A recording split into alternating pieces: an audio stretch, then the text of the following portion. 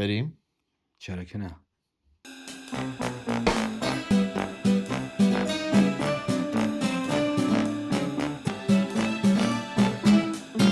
سلام بچه‌ها، روزتون بخیر. به اولین پادکست ما خوش اومدید.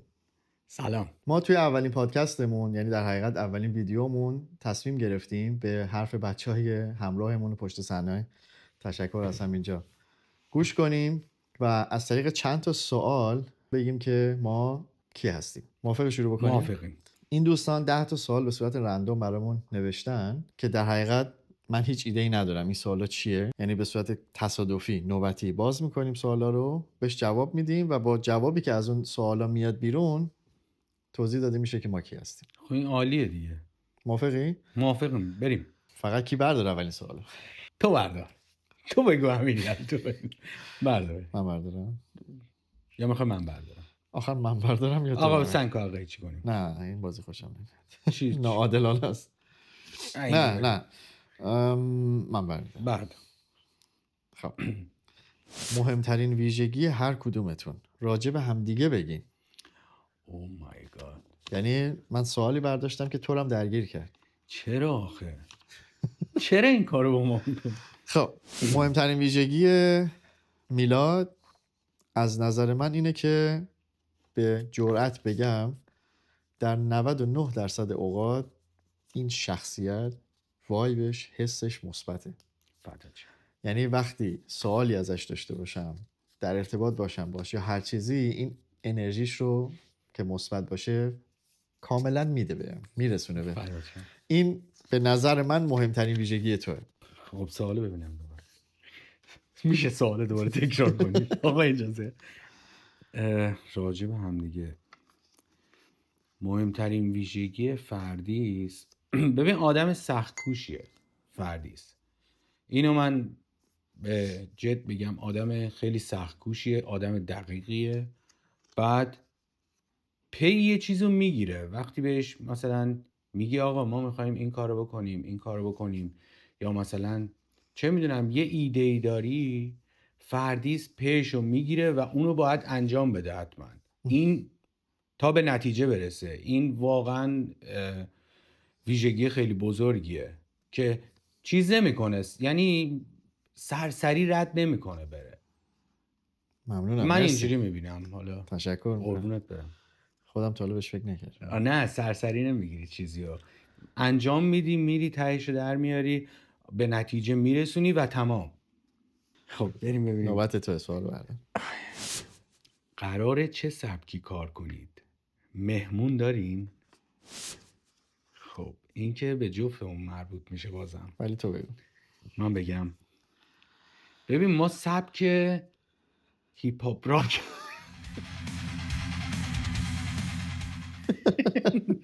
نه شوخی کردم. ما توی کانالمون 2 قسمت داریم. این یه قسمت هستش که برای قسمت پادکسته که میشینیم صحبت میکنیم در مورد چیزهای روزمره، گپ گفتگوی خودمونیه. یه قسمت هم داریم که ولاگتوریه. یعنی ما 2 تا پلیلیست داریم.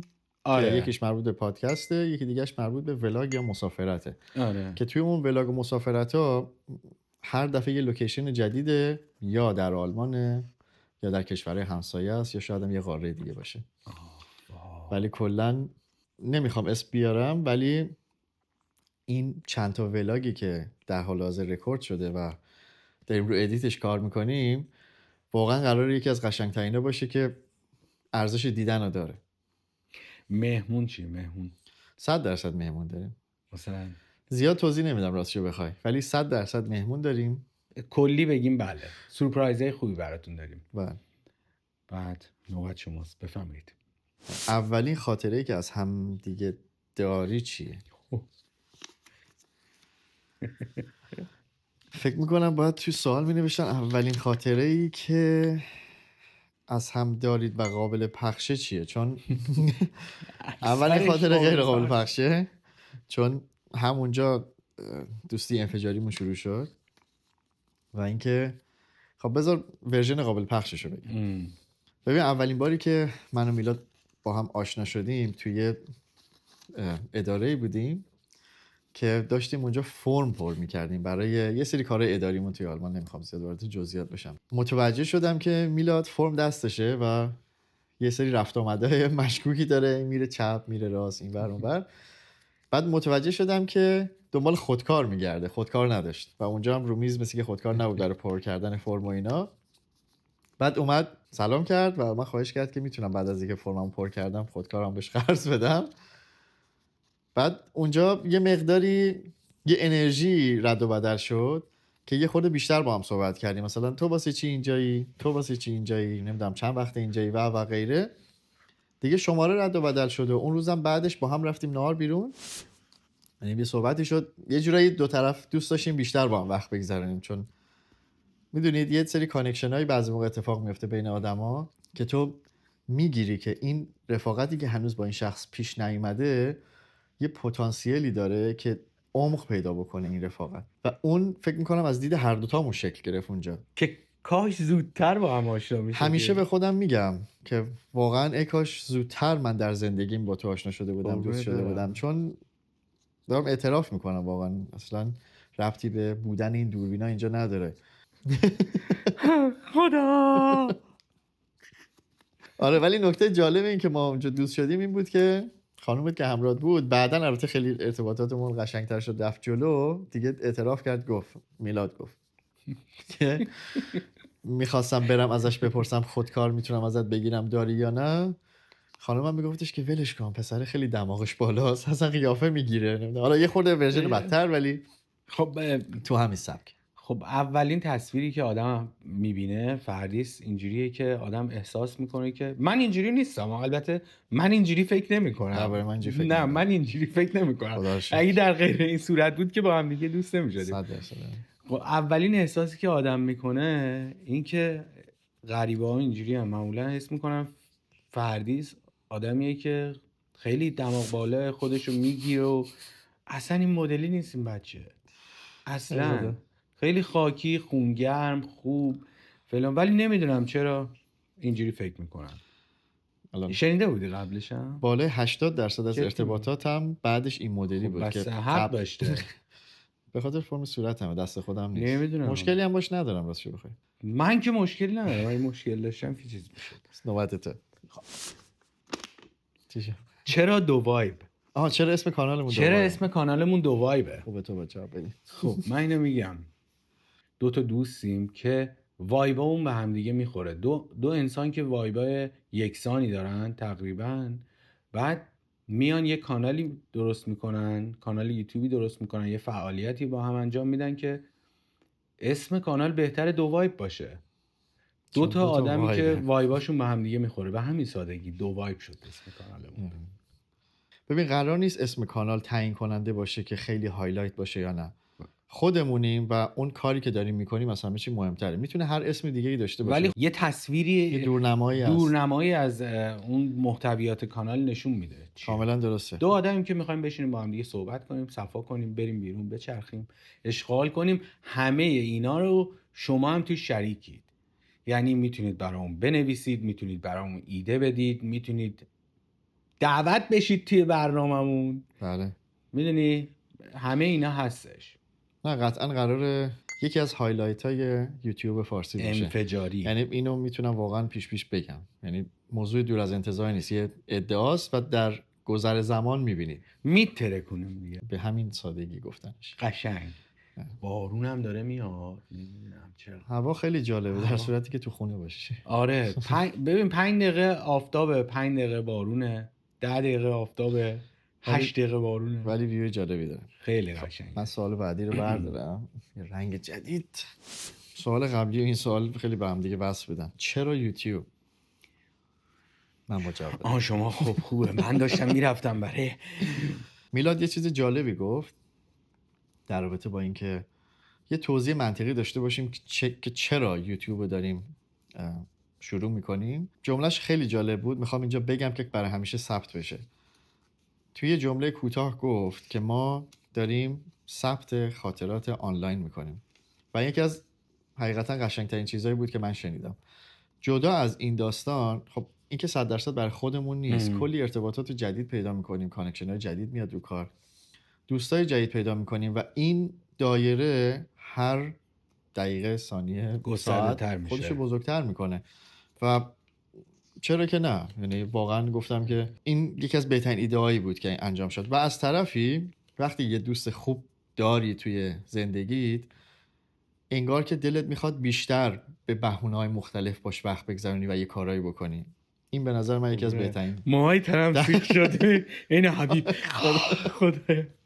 خیلی خوب، لیسانس ها رو نگاه میکردی؟ یه تیکایشو دیدم. من کامل همه برنامه‌های چیزا رو دیدم، لیسانس ها و اینا. ولی اینی که گفتی معروف حبیب بود. میگفت موهای تنم سیخ شد. بفرمایید سوال بعدی. بریم. آقا من یه دونه صورتی برمی‌دارم. وقتی بچه بودی می‌خواستی چی کاره بشی؟ الان چی کاره ای؟ یه جوری خب. خوندی، وقتی بچه خیلی بودی توهین آمیز خوندی. وقتی بچه بودی می‌خواستی چی کاره بشی؟ الان چی کاره ای مثلا؟ الان چی؟ الان چی کار گلی می‌کنی؟ به سر ما نزدی. اینجوریه. نه وقتی بچه بودیم اکثرا همه اینجوری هن که دوست داشتن خلبان بشن. منم جز اون آدما بودم که دوست داشتم خلبان بشم. تو هم دوست داشتی خلبان بشی؟ قطعا دوست داشتم خلبان بشم و نکته جالبش اینجاست که من هنوزم دوست دارم خلبان بشم. آها. یعنی اون یه شور و شوقی نبود که فقط تو بچگی بود. من ولی الان کاری که دارم میکنم و رو 100% رضایت و دل خودم دارم انجام میدم، کاملا راضیم. من دوست داشتم خلبان بشم. بعد با این پسر داییم موشک درست میکردیم، پرت میکردیم. پیشرفت خوبی بود. بعد پسر داییم رفتش خلبان بشه واقعا.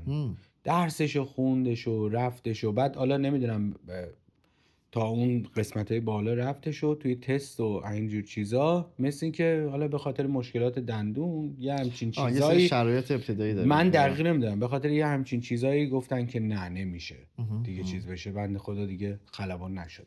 حیف شد. ولی آره بعد منم دوست داشتم خلبان بشم ولی برقکار شدم. مثلا ربطی به هم ندارن. برقکار شدم. همینه، من فکر میکنم این یکی از بزرگترین سورپرایزاییه که هممون تو زندگیمون اتفاق میفته. چیزایی که میخوایم بعضی موقع توی دنیای دیگه است و چیزی که داریم یا داریم توش زندگی میکنیم توی مثلا کاملا پلنت دیگه است. برقکاری هم آسون نیستش که فکر کنید آسونه. ببین من واقعا مخم پیاده شد. یه عالمه ریاضیات، یه عالمه حساب کتاب، تمام 1000 خورده فرموله، همه رو باید حفظ کنی. من برای یکی از شرکت‌هایی که چند سال پیش یه اپ کوچیک نوشته بودیم، البته با یه تیمی، یه شرکت برق خصوصی بود. آره. و وقتی وارد کدنویسی‌ها شدیم و رفتیم سمت سراغ فرمول‌های کدنویسی برق، دیدم یه سطح بالایی از ریاضیه و چقدر حساسه خیلی نتایج اون فرمولا. ولی واقعا با احترام کامل میگم دمت گرم، رشته سنگینیه. آره واقعا هم از نظر فکری رشته سنگینیه، یعنی تو بابت حساب کتابش اینا به مخت فشار میاد، هم این که از نظر بدنی هم شما باید جفتشو با هم آره توی ساختمون، توی حالا برقای جاهای صنعتی بری، خطرناک هم هستش. با بزرگ شدن پروژه حساسیت هم میره بالاتر. اولین اشتباهت میشه آخرین اشتباهت. خیلی یعنی کوچکترین اشتباهی اونجا بکنی جونت به خطر میافته. و به خاطر همین چیزایی که اول یاد میگیری اینه که ایمنی رو چجوری رعایت کنی و بهش احترام بذاری. چک کردن، همش چک کردنه. تو مثلا میای یه جا برق رو قطع میکنی، فیوز در میاری، مثلا فیوزای کوچیک که نیستن که بزرگ فلانه، در میاری، دوباره باید اینو بری مطمئن بشی ازش که اگه کسی اومد که این فیوزی که شما در آوردی و بزنه سر جاش، نتونه این کارو بکنه و قفل کنی فلان کنی، روش امنیت کارم خیلی بالا باشه. آره اگه یه موقع این اتفاق بیفته تمام، اصلا واقعا از بین میری. کار راحتی نیستش، کار هم بدنی هم فکریه. قطعاً. اینم از این. انتظارم فکر نمی‌کنم کسی داشته باشه که کار راحتی باشه. نه. خب من سوالمو جواب دادم. بریم ببینیم. یعنی من بردارم. اگه بخوای خودتو با 3 کلمه توصیف کنی، اون 3 کلمه چی هست؟ من شدیداً تایمم رو دوست دارم واقعا پای کامپیوترم بگذرونم، به خاطر هم کارم هم به خاطر پروژه‌های شخصیم که تو برنامه‌نویسیه. اولین کلمه میتونه کامپیوتر باشه، توصیف کنم خودمو. دومین کلمه میتونه مصر باشه، خیلی اصرار دارم رو کاری که باید انجام بدم. کار داری. آره شاید اگه اینو خودم بگم زیاد نه من میگم پشت کار داری. آره آره سومیش سومیش هم باهوش. من میگم نه چرا؟ اسم باهوش چرا؟ نمیذارم رو خودم راستش بخوای. خب چی میذاری؟ سومی غذا. ببین شخصیت شکمویی دارم، فیزیک شکمویی ندارم. چی دوست داری اجازه. غذا؟ غذا من میتونی خودت آشپزی کنی؟ ادعا ندارم ولی میتونم آشپزی کنم. جدی میگی؟ آره تو چی؟ من همه رو میتونم آشپزی. هر چی بخوای درست کنم. جدی؟ آه. بعد یعنی در حد رقابت میتونی غذا درست بکنی؟ اینا دیگه چیز میکنیم، اینجوری نمیگم بهت دیگه. میایم یه برنامه میگیریم. ایده خوبیه، ادامه نده. آره ایده خوبیه. خوب بود. یه آفرین. برنامه میگیریم ببینیم کی میتونه این حله. کارو بکنه بهتر. سوال بعدی رو بفرمایید. موضوع مورد علاقه دوتاتون خب غذا آشپزی بلدی؟ اینی که من قبلش پرسیدم، خیلی عجیب بود. به خدا نمیدونستم. انرژی دادی به سوال. آره آشپزی بلدید؟ غذای مورد علاقت چیه؟ غذا درست کنید یا براتون درست کنن؟ غذا درست کنی یا براتون درست کنن؟ اوکی. آشپزی بلدم، مسابقه هم میدم. غذای مورد علاقم هم حدس میزنید چیه غذا مورد علاقه من؟ چی از فکر اونجایی چی که یه میخوره به من؟ شناختی که رود دارم احتمالاً غذاییه که توش سیر یا پیاز باید زیاد داشته باشه. آفرین. جدی؟ آفرین. واقعا؟ آره. چی؟ من میرزا قاسمی، عاشق میرزا جدی؟ قاسمی. من به ما ترکیم خب، ولی غذای میرزا قاسمی مال شماله ایران گیلان. دیگه، مال گیلانه. من عاشق غذاهای گیلانم. جدی. اصلا آره پر سیره به نظرم. اصلا بی‌نظیرن اینا، با روح خوشمزه بازی است. میکنن این غذا. میرزا قاسمی دیوانه میکنه. ببین جلوی من هر غذای شما بذاری، چلو کباب، ماهیچه، این اون، هر چی که بذاری میرزا قاسمی باشه، من میرزا قاسمی انتخاب میکنم.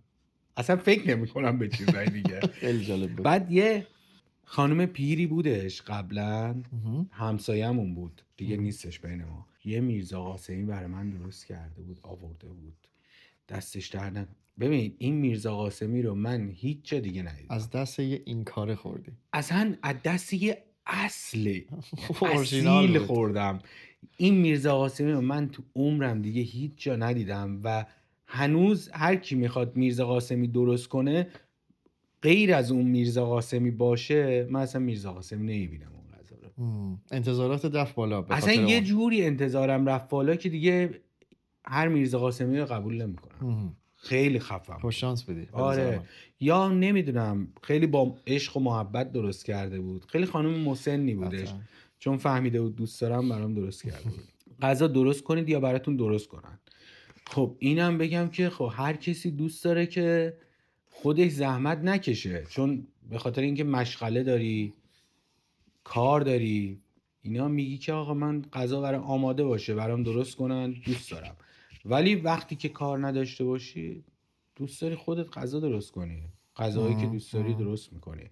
و من اینجوری نیستم که بگم که الان چی درست کنم. در یخچال باز میکنم، هر چی اون تو باشه با همونا تصمیم میگیرم که غذای درست کنم. ایده ها میریزه بیرون. خیلی جالبه. خب نوبت منه. آره بریم ببینیم چه میکنیم. توصیف خود و هر دوتا جواب بدین. خب. این دومی سوالیه که با دوتا جواب بدیم. خب اگر من فلان بودم نقطه چین، اولیش چی بودم؟ اگر من غذا بودم چی بودم؟ آها. اگر من غذا بودم، ببین غذای مورد علاقه‌ام کشمش یا زرش پلو با مرغ. خب ولی اگه من خودم غذا بودم، خب قطعا میتونست با اون غذایی که دوست دارم فرق کنه. من یه کباب شمالی ترش بودم با یه مقداری ترشی کمتر البته. تو چی؟ من میرزا قاسمی. بازم میرزا قاسمی من بودی؟ همش میرزا، من خود میرزا چرا قاسمی. پرسیدم از خب اگر من کشور بودم،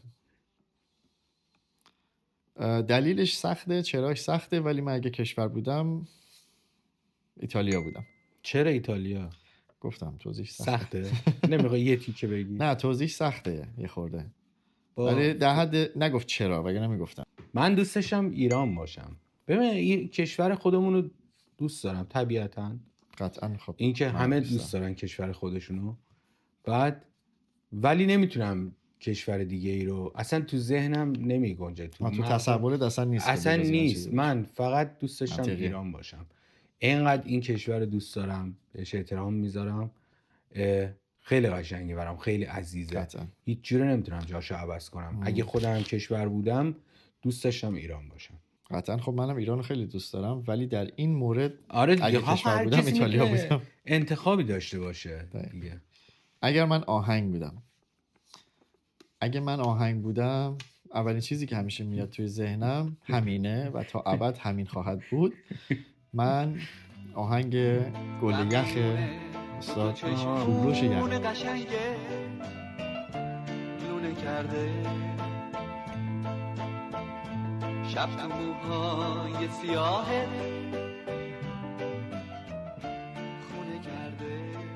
فکر کردم میخوای الان بگی اما حسن بودم شمایی زاده. آهنگاش خیلی قشنگه. خیلی قشنگه. دوستای خارجیم هم که اینجا هستن اما حسن رو میشناسن. وای خدای باور اونا هم جدی دارم میگم، اونا هم مثلا آهنگ میذارم، یه سری اتفاقا یک دوستی دارم بهش میگم توپل. خب سلام توپل، حالا فکر کنم دیدمش. دیدیش؟ فکر کنم لئون اسمشه. بعد اون نمیدونم چجوری رفته و اما حسن رو پیدا کرده بود. اومدم یه موزیکی گذاشتم که این چیه، بذار من خودم یه موزیک میذارم، دیدم اما حسن برام پلی کرد. اصلا شمایی زاده این از کجا، کدوم آهنگش بود یادم نمیاد. هر سری هم میری اونو پلی میکنه. شادمهر، داریوش، جدیدن داریوش گوش میده. پسر اینا رو تو از کجا میشناسی؟ بعد فارسی میاد یه چیزایی میگه، علاقه‌مند شده به فارسی. پس جواب تو اگر من آهنگ بودم یعنی یکی از آهنگ‌های حسن شماعی زاده بودی؟ نه، من خودم دوست نداشتم آهنگ حسن شماعی زاده باشم. آهنگاش خیلی دوست دارم، ولی دوست داشتم چیزه آهنگ فرهاد خونده. چی میخونه؟ صدای بی صدا یه مرد. آره این یه مرد فرهاد. مثل یه خواب کوتاه یه مرد بود، یه مرد. اصلا یکی از شناسنامه های اصلا موسیقی موی ایرانه. تن آدم سیخ. باز حبیب شدی؟ نه این آهنگ خیلی خفنه. خوب بود. خب سوال بعدی میپرسه اگر من رنگ بودم، ولی توی این مورد اگر رنگ بودم چون یه رنگ خواسته، من زرد بودم. زردم قشنگه.